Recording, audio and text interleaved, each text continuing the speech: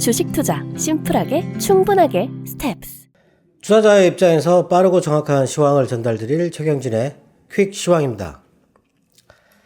네, 오늘은 짧게 한마디로 unbelievable입니다.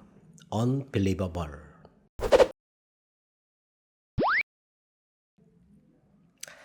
네, 오늘 시장 분위기는 믿지 못하겠다, 믿을 수 없다, 그런 게 거의 뭐 하루 종일이라고 보면 될 것 같은데요.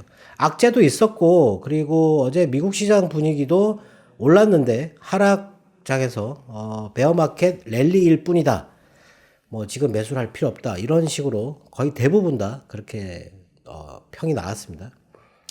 보통 그럴 때가 바닥이고, 뭐 원래 시장은 그런 얘기도 있죠. 공포의 벽을 따라서 올라간다라고 하는데, 약간의 긴장감이나 공포는 늘 있어요. 네. 그것 때문에 또 불안할 필요는 없는데, 하필 지금 이렇게 반등을 하는데도 불구하고 투자 심리는 거의 바닥에 있다. 네. 투자 심리가 아예 살아나질 않고 있는데 주가는 스물스물 올라가고 있다라고 보시면 될 것 같습니다. 일단 뉴스를 보면요. 어제 러시아가 금리를 11%로 인하했어요. 14%였는데 20%까지 올렸다가 지금 이제 11%까지 내렸어요. 금리를 내리면서 한다는 얘기는 물가 상승 속도가 현저하게 둔화되었다, 이렇게 얘기를 했는데, 그저께인가요? 러시아의 물가 제가 월간으로 6.5%인가 올랐다고. 네, 전혀 둔화되지 않았는데, 그리고 외국 기업들이 러시아에서 철수를 함으로 인해 가지고 러시아는 물가가 떨어지기가 어려운데, 하여튼 뭐 그렇게 얘기를 했다라는 거고, 터키는 금리를 14%로 동결을 했습니다. 네. 그리고 미국의 어제 1분기 성장률 2차 추정치가 나왔는데, 1차 때는 마이너스 1.4%를 예상을 했는데 이번에는 마이너스 1.5%를 예상을 했어요. 네, 더 떨어졌다. 더 떨어졌는데 내용은 좋다라고 생각됩니다. 아마 그거 때문에 조금 반등하는 어떤 그런 빌미가 됐다라고 보시면 될 것 같고, 그리고 주간 신규 실업수당 청구 건수 요게 21만, 지난번에 21만 8천이었는데 네, 조금 줄었고, 1분기 미국 기업의 수익 예상치 요게 분기 단위로 전분기 대비해서 마이너스 4.3%, 지난번은 0.2%였는데 네, 이거 많이 줄었어요. 그리고 미국 1분기 GDP 물가지수 2차 추정치 요거는 8.1%, 전분기 대비해서 8.1% 올랐다. 지난번엔 7.1%였고, 그리고 1분기 PC 가격 2차 추정 요거는 분기 단위로 7%, 지난번 6.4%였고, 핵심 PC는 분기로 5.1% 올랐다. 네. 그리고 4월 잠정주택 판매 요게 월간으로 마이너스 3.9% 줄었어요. 지난번은 마이너스 1.6%였고 전망은 마이너스 2%였다. 연간으로는 마이너스 9.1%입니다. 그리고 캔자스 연준 종합 5월달 수치가 나왔는데 요거는 또 그렇게 크게 떨어지진 않았어요. 23, 지난번에 25였고, 제조 지수는 19, 요거는 28이었어요. 요건 좀 많이 떨어졌습니다. 그리고 일본의 5월 소비자 물가 요거는 연간으로 2.4%, 근원 소비자 물가는 1.9%. 예. 그리고 오늘 중요한 뉴스는 중국의 4월 산업이익인데 요게 연간으로 3.5%가 나왔어요. 네, 상당히 많이 떨어졌습니다. 지난번 8.5%였거든요. 월간으로는 이게 마이너스 8.5%. 요 수치는 1월부터 4월 수치를 얘기하는 건데, 이게 월간으로 마이너스 8.5%가 떨어졌다라는 거죠. 지금 이게 중국에 관련돼 가지고 어제도 뉴스가 계속 나왔는데, 리커창에 대한 얘기가 지금 계속 나오고 있어요. 리커창은 내년에 뭐 은퇴한다라고 얘기를 했다고 하는데요. 일단 리커창이 4월 이후에, 어제도 뭐 대출을 꼭 늘려야 한다, 반드시 늘려야 한다, 뭐 그런 얘기를 했는데, 4월 이후에 고용이나 산업 생산 그리고 전력, 화물 운송 지표가 뚜렷하게 하락하고 있다라고 얘기를 했어요. 네. 그리고 일부 측면에서는 2020년 때보다 더 나빠지고 있다. 이렇게 중국 같은 대규모 경제가 합리적인 구간에서 이탈을 하면 이걸 돌리는데 막대한 대가와 시간이 어마어마하게 들어가기 때문에 이걸 막지 않으면 안 된다라고, 예, 계속해서 지금 경제를 살리기 위해서 뭔가 계속 강조를 하고 있어요. 그래서 지금 정부가 추진하고 있는 33개 그 부양책에 대해서 구체적인 이행 계획을 빨리 실행을 하라고 얘기를 하고 있습니다, 지금 현재. 근데 이게 이런 얘기를 한다라는 게 좀 심각한 건데 이번에는 이게 넘어가야 되는 거거든요. 지금 만일에 이게 문제가 더 커지게 되면 제 생각에는 상당히 안 좋다. 예. 근데 이번에는 넘어가지 않을까. 예. 지금 무리하게 지금 돈을 많이 풀고 있잖아요. 네. 요게 이제 나중에 2024년 정도 돼가지고만 문제를 만들어야 되는데 지금은 넘어가야 된다. 어떻게 할 수 있는 부분은 아니지만 중국이 좀 최대한 노력해주기를 예, 빌어야죠. 그리고 중국이 남태평양 국가들하고 그 자유무역 협정 FTA 체결을 하려고 하고 있고요. 그리고 안보 협력 강화 때문에 포괄적 합의를 추진하고 있다. 지금 뭐 쿼드나 IPEF에 대항해서 중국도 나름대로 브릭스를 확대한다든지 아니면은 이 남태평양 이쪽에 공을 들이고 있어요. 네. 그리고 이게 미국 국무장관이 뭐 어제 뭐 연설 같은 게 있었는데 혜택을 가장 많이 본 나라가 중국인데 중국이 지금 세계 질서의 원칙을 훼손하고 있다라고 해가지고 중국을 둘러싼 전략적 환경을 바꿔버리겠다라는 식으로 얘기를 했어요. 예. 강도 높게 비난을 했습니다. 여기에 대해서 또 중국도 강도 높게 비난을 하고 있고, 네. 그리고 러시아가 외무부 그 브리핑을 유튜브에서 막으면 서방 기자들을 추방할 것이다라고 얘기를 했어요. 네. 그리고 푸틴이 러시아를 세계 경제에서 분리하는 것은 불가능하다라고 이렇게 주장을 했는데 영국 같은 경우는 뭐 이번에 이 우크라이나에서 곡물 빼내는 데 대한 대가로 일부 제재를 해제해달라고 요청한 거, 뭐 이런 거에 대해서 영국은 절대 불가하다라는 식으로 얘기를 했어요. 근데 이탈리아 총리하고도 또 푸틴이 대화를 했는데 평화 협상을 어떻게 해서든 해보려고 지금 서방하고 뭐 이렇게 노력은 하고 있어요. 노력은 하고 있는데 헨리 키신저가 얘기했던 것처럼 영토를 일부 포기해야 된다라는 것에 대해서 우크라이나가 강하게 반발을 하고 있어요. 예, 그것 때문에 어떻게 될지 모르겠지만 그게 시간을 좀 질질 끌 가능성이 있는데 오늘 나온 얘기가 좀 안 좋은 뉴스는 악재라고 해야 될 이 뉴스는 뭐냐면 우크라이나가 이 미국에서 제공받은 무기, 서방에서 제공받은 무기로 러시아 본토를 공격할 준비를 하고 있다. 그걸 검토하고 있다라는 식으로 얘기를 했어요. 만일에 이 서방의 무기로 러시아 본토를 공격했을 때 그 충격은 상당히 좀 심각할 수도 있죠. 네. 러시아가 자기 나라가 공격을 받으면 전쟁이 새로운 국면에 접어드는 건데 이게 또 새로운 악재라고 봐야 되겠죠. 만약에 그렇게 된다 그러면요. 네. 하여튼 요게 일단 오늘 악재예요. 네. 중국의 산업이 줄어든가고. 네. 그리고 이란이 러시아로부터 그 밀하고 곡물 이런 거를 500만 톤을 공급받기로 합의했다. 뭐 이런 얘기가 있었고 벨라루스는 우크라이나 접경 지대에서 새로운 작전 사령부를 창설을 하려고 한다. 이런 얘기가 있었습니다. 네.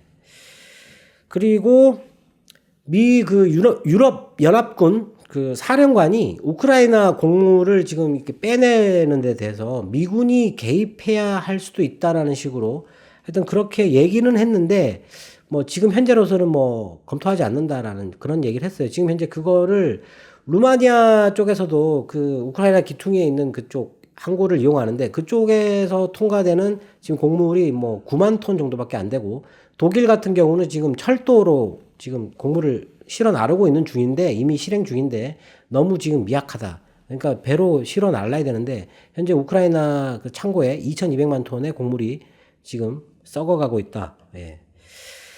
그리고 미국의 그 아까 1분기 성장률 그게 추정치가 떨어졌는데 내용이 개인 소비 지출이 2.7에서 3.1로 증가를 했다라고 했어요. 네, 그거에 대해서 수정이 있었다. 이런 얘기를 했고 그리고 개인 인벤토리와 그리고 주거 투자에 대한 소비 지출 요게 위축된 거를 반영을 했다. 이번에는 아주 광범위한 데이터를 반영을 해서 추정치를 산출했다라고 얘기를 했거든요. 네. 하여튼 뭐 근데 이 소비 지출이 늘었다라는 거 그게 지금 긍정적인 요인이었어요. 그리고 어제 백화점 메이시스가 그 투자 의견 상향돼 가지고 예.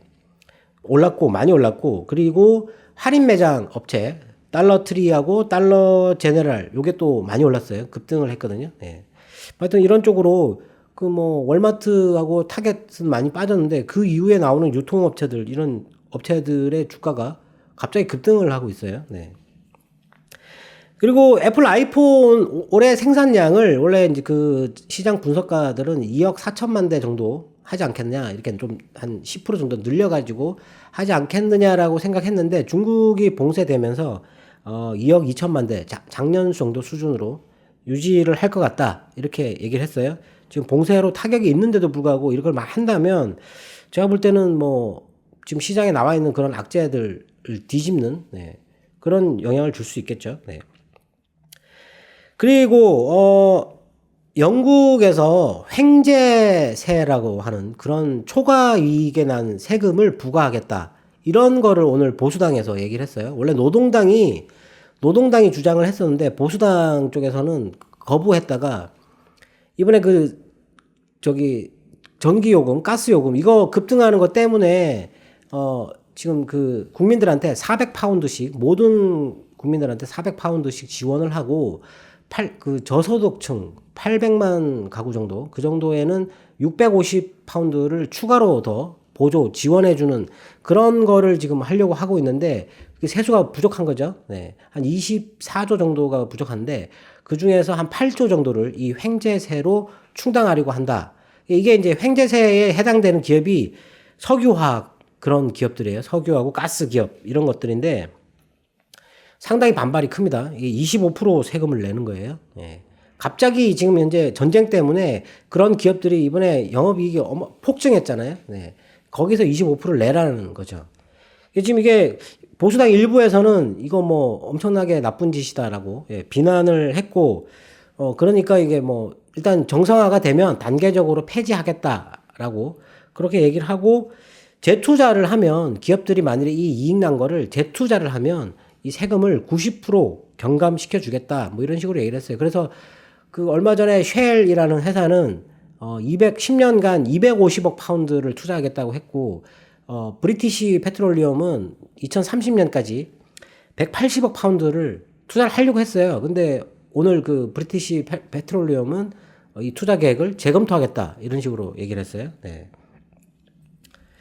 이거 뭐 좋다고 해야 될지 나쁘다고 해야 될지. 네. 근데 갑자기 이런 거 이게 손실 났는데 그때 손실 났을 때는 손실 보전도 안 해주다가 이익 났다고 해가지고 이익을 뺏어가려고 하는 거 이런 건 나쁜 거죠. 네, 나쁜 건데 그래도 지금 이 세수가 부족하니까 그렇게 하려고 한다.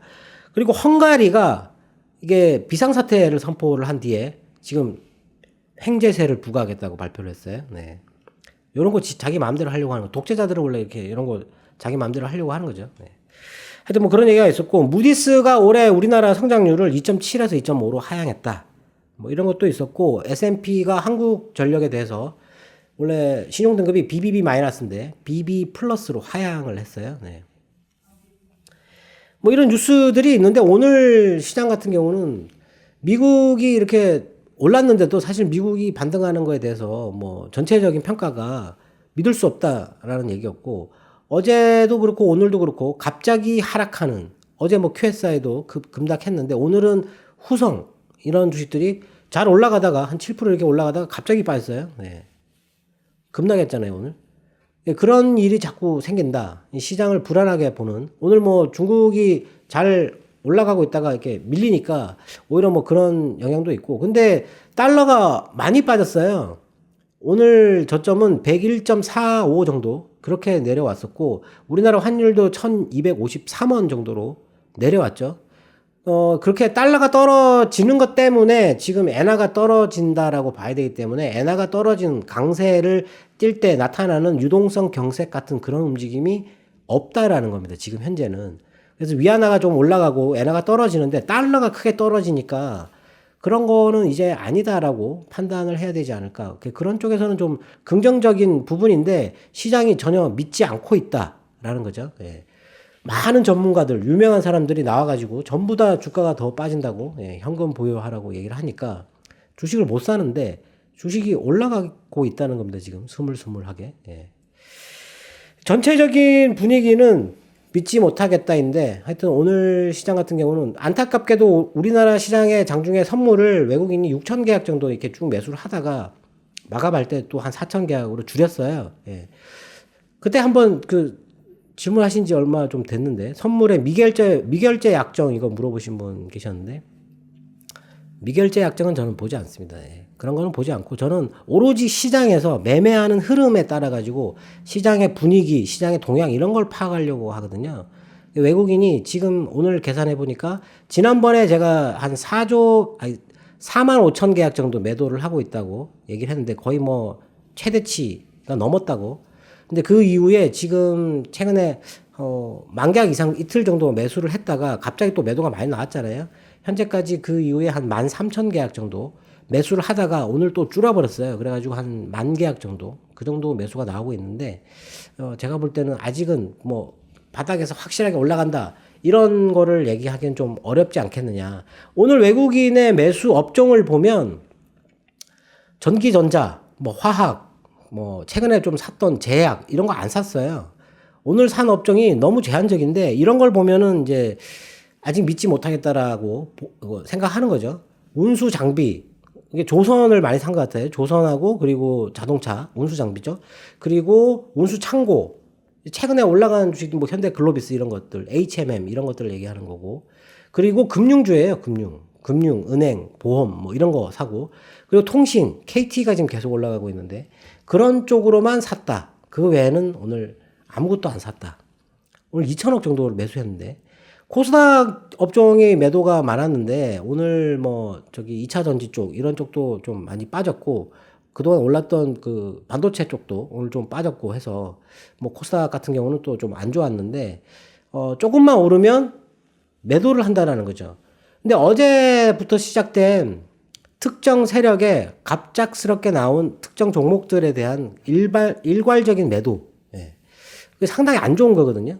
근데 왜 매도를 하는지 도대체 어디서 매도를 하는지 그거를 알 수가 없어요. 그렇기 때문에 그런 게 사실 위험하죠.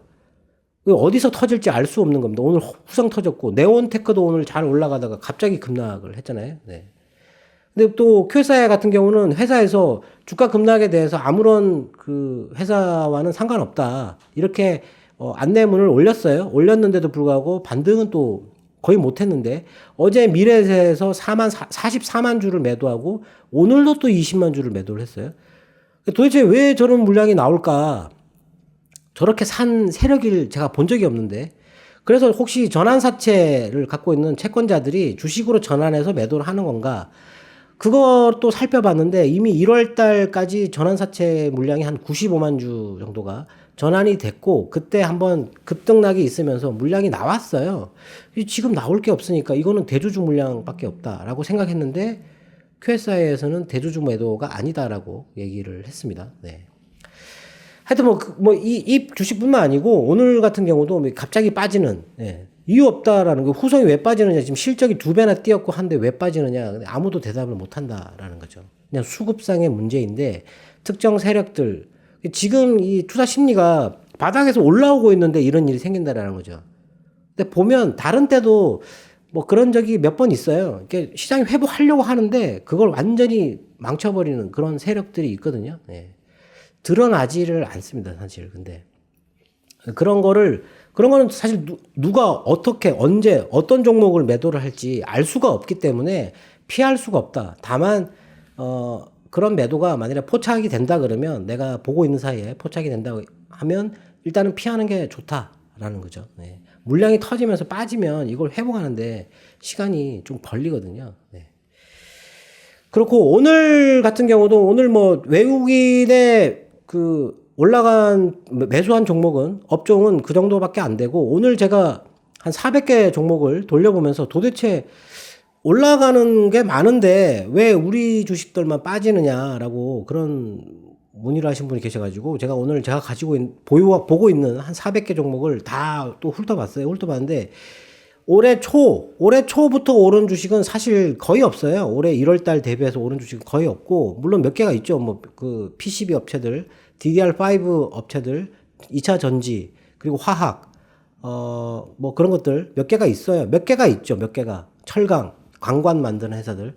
뭐 모든 게 오르는 게 아니고 철강 업종 전체가 오르는 게 아니고 광관 쪽만 그렇게 올랐다라는 거고 2차 전지도 다 오른 게 아니잖아요. 몇 개만 올랐다라는 건데 그 오른 걸 보니까 뭐 20%도 안 되는 것 같아요. 네. 별로 오른 게 없는데 어느 종목이 그렇게 많이 올랐다라고 하는 건지. 미국이 저렇게 많이 빠졌는데 우리나라 시장에서 그나마 이렇게 2, 3월에 비해 가지고 물론 빠져 있는 종목도 많긴 한데 버티고 있는 종목들도 많아요. 그렇게 버티고 있는 것만으로도 우리나라 업체들 참 대단하다라고 생각을 하는데 최근에 잘 올라가고 있는데 매도가 나와가지고 이렇게 투자 심리를 다시 꺾어버리는 이런 일이 지금 발생하고 있다라는 거죠.